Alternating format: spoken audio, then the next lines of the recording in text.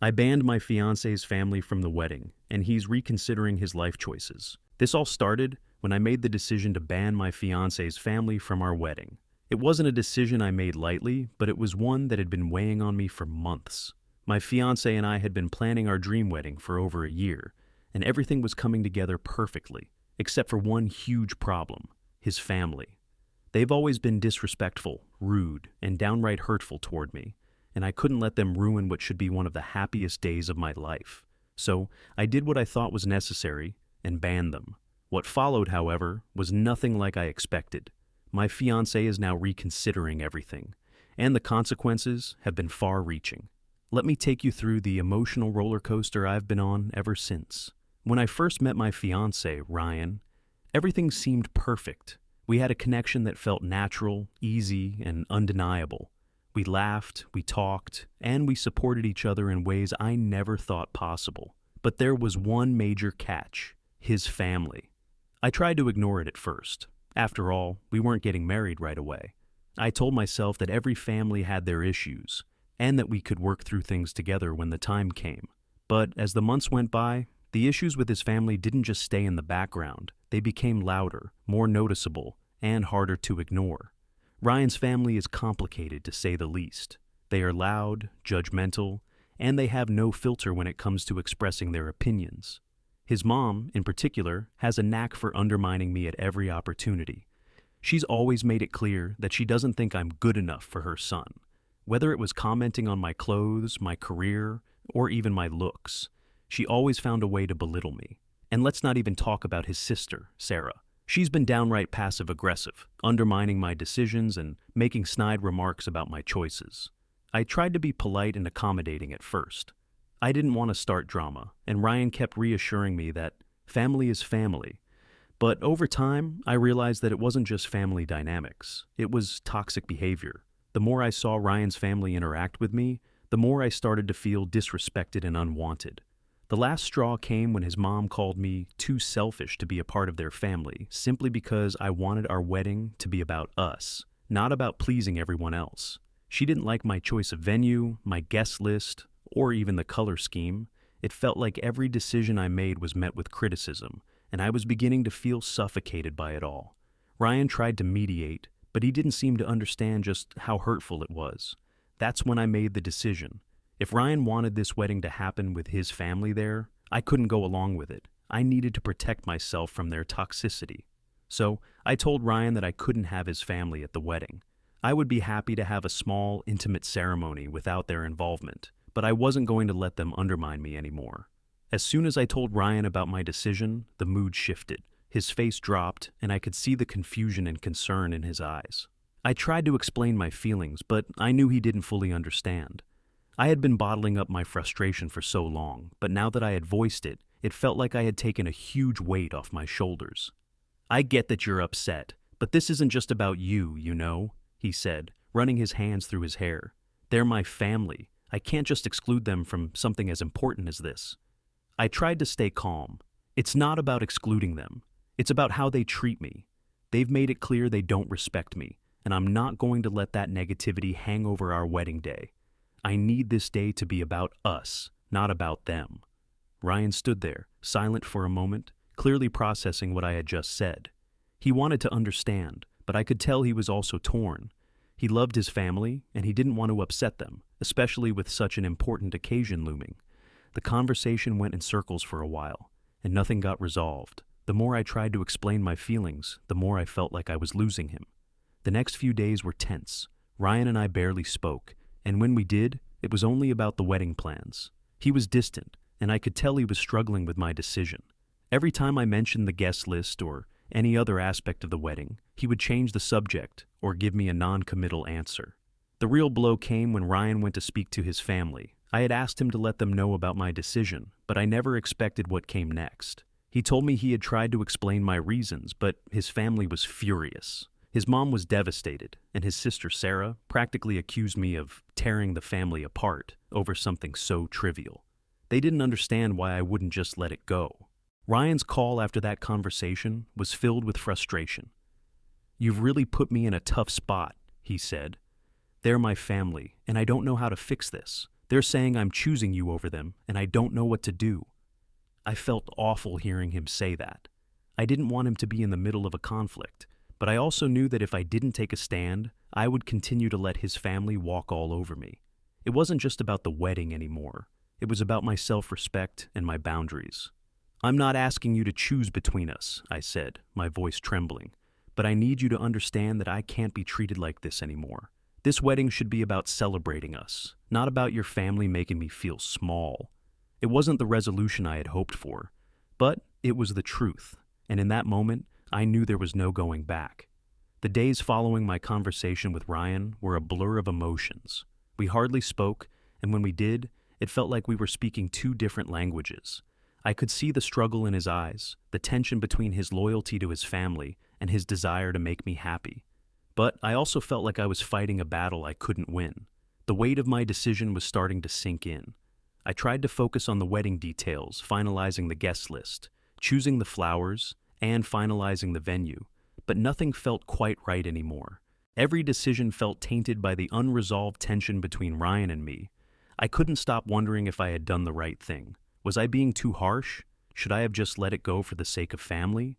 But then I would remember all the moments when I felt disrespected by his family, and I knew I couldn't turn back. The emotional fallout from banning his family was hitting me harder than I expected. Every time I saw a message from Ryan, my heart would race, wondering if he was about to end things, if he was going to choose them over me. There was a constant knot in my stomach, and even when we were in the same room, it felt like we were miles apart. One night, I couldn't take it anymore. I texted Ryan, asking if we could talk. He agreed, and we met at the small cafe where we'd gone on our first date. When I saw him sitting there, looking as conflicted as ever, I felt a wave of guilt wash over me. I loved him, and I hated that this situation was tearing us apart.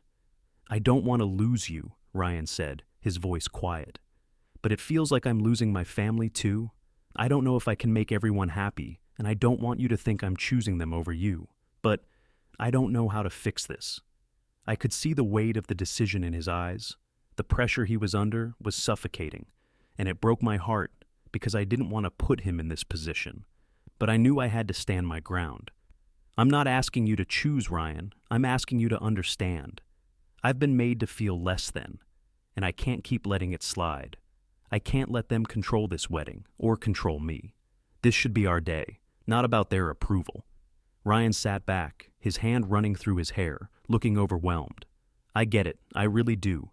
But this is my family, and it's not just about the wedding. I'm worried this will break everything. I don't know how to fix this."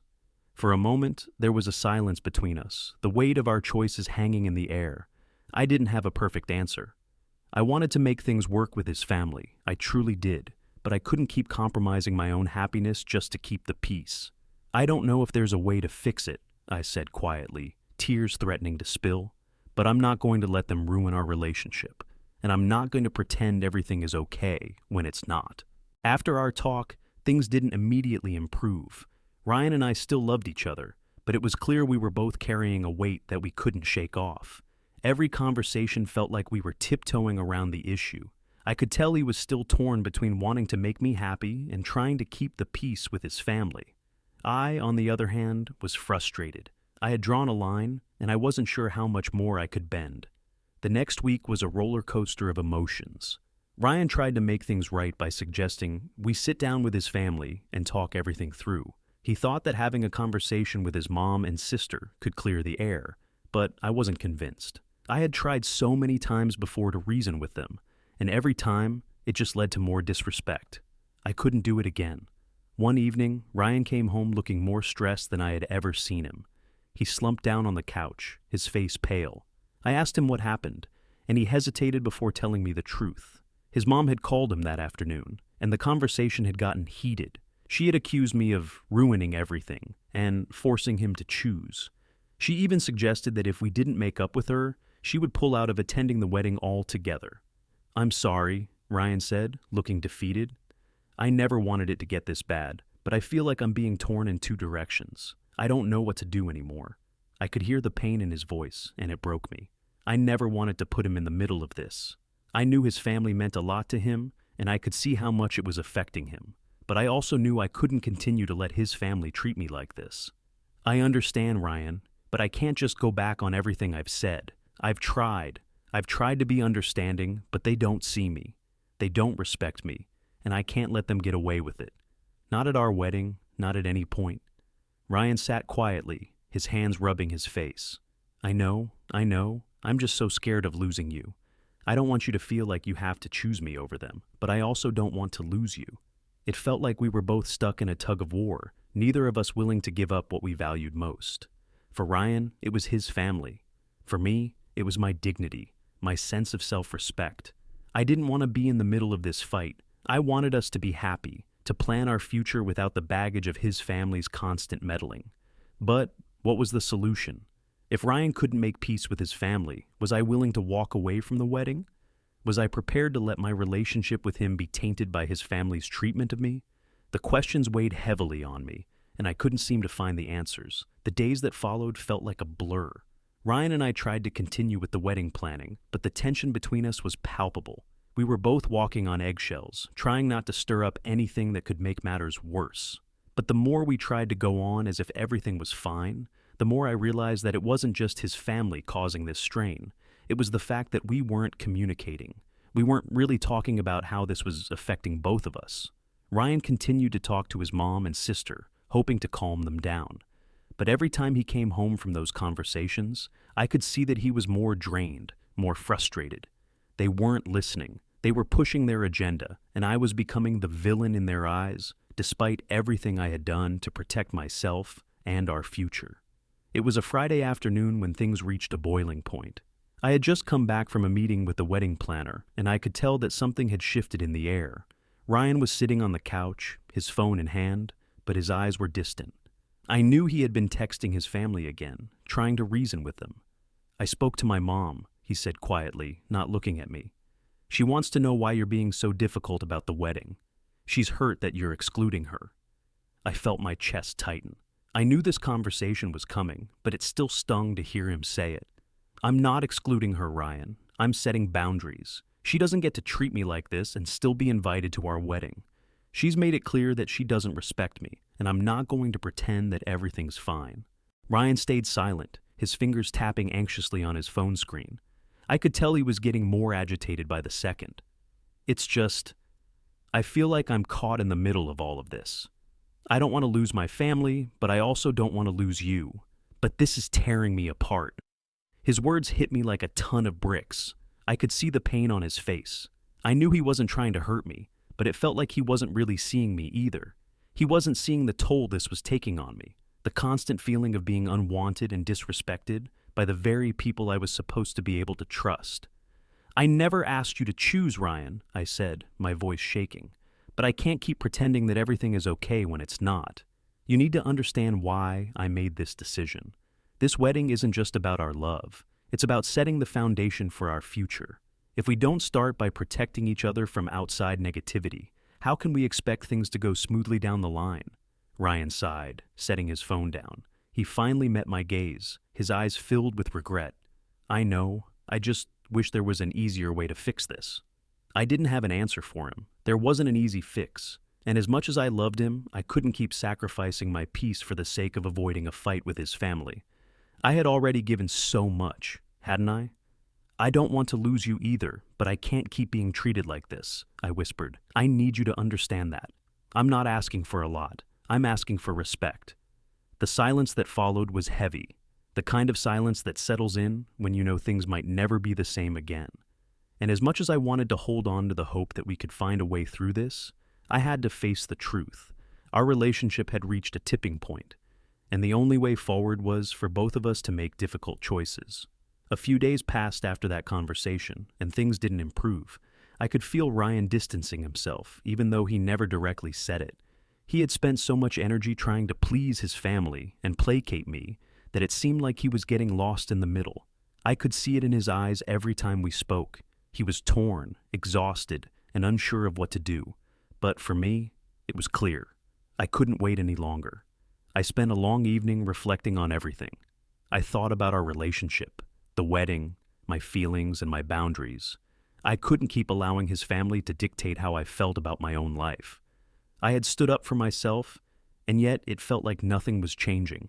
The more I tried to explain, the more distant Ryan became. It was as if my boundaries were a wall that was only pushing him further away. It was then that I realized something. I couldn't keep making excuses for him. I couldn't keep waiting for him to change his mind, for him to see things my way. This wasn't about him choosing between me and his family. It was about me choosing my own peace, my own happiness, and my future. So I made a decision that I hadn't thought I'd ever make. I sat down with Ryan, and as calmly as I could, I told him what I needed to say. Ryan, I've been thinking about everything, and I've come to a conclusion. I can't keep living in this uncertainty. I've already compromised so much for the sake of our relationship. But I can't keep fighting this battle alone. I need you to be with me, 100%. If we're going to build a future together, we can't keep letting outside forces tear us apart. I can't marry someone who is more concerned about their family's approval than about protecting the relationship we have. I could see the shock on his face, and for a moment I thought he might argue, but he didn't. He sat there, silent, processing everything. I knew this wasn't an easy thing to hear, and I hated saying it, but I needed to be honest with myself and with him. I'm not saying I don't love you, Ryan, I continued. But if this doesn't change, I can't keep going with the wedding. It's not about your family, it's about us and how we deal with conflict. It's about respecting each other's boundaries. If you can't stand by me in this, I don't think we can move forward. The words hung in the air, and for what felt like an eternity, Ryan didn't respond. His eyes were downcast, and I could see the wheels turning in his mind. Finally, after what seemed like forever, he looked up at me, his eyes filled with sorrow. "I'm sorry," he said, barely above a whisper. "I never wanted to put you in this position. I love you, and I want this wedding. I want this life with you. But I don't know if I can fix the relationship with my family. It's always been like this. They've never accepted anyone I've been with, and I don't know how to make them understand." My heart sank. I wasn't sure what I was expecting, but it wasn't this. I had hoped he'd make a decision, that he'd choose me. But it was clear that he was still grappling with his own issues with his family, and it made me wonder if he was truly ready to put me first. The days that followed were tense, and Ryan and I found ourselves walking around each other like strangers. We were no longer the couple we had been before. There was a coldness in the air that neither of us could ignore. The conversation we had about the wedding and his family kept replaying in my mind, and the weight of his words still haunted me. I loved him, but I couldn't deny that something in our relationship had shifted. The trust I had in him, especially regarding his ability to stand by me, was beginning to waver. I spent hours reflecting, trying to figure out if there was a way for us to make it work. I kept coming back to the same conclusion. Ryan needed to make a choice. I had made mine. I couldn't compromise on my own happiness anymore, but I wasn't sure if he was ready to do the same. It wasn't just about the wedding anymore. It was about how we were going to move forward in our relationship, with all the baggage that came with it. I started to wonder if this was a pattern in Ryan's life, if he was always going to prioritize his family over his own happiness, over the person he claimed to love. It wasn't about making demands. It was about respect. I needed him to see that, and I needed him to act on it. I wasn't asking him to cut ties with his family, but I needed him to stand up for us, for our future. One evening, as I sat alone in my living room, my phone buzzed with a message from Ryan. My heart raced as I saw his name pop up on the screen. For the past few days, he hadn't reached out much, and I had been the one to initiate the conversations. I opened the message and my stomach sank. It was a simple text. "Can we talk?" I knew what was coming. I knew that Ryan had to make a decision, and in that moment, I realized that it was time. We couldn't keep going back and forth. The uncertainty, the tension. It had been building for too long. If we were going to move forward, we both needed to be all in.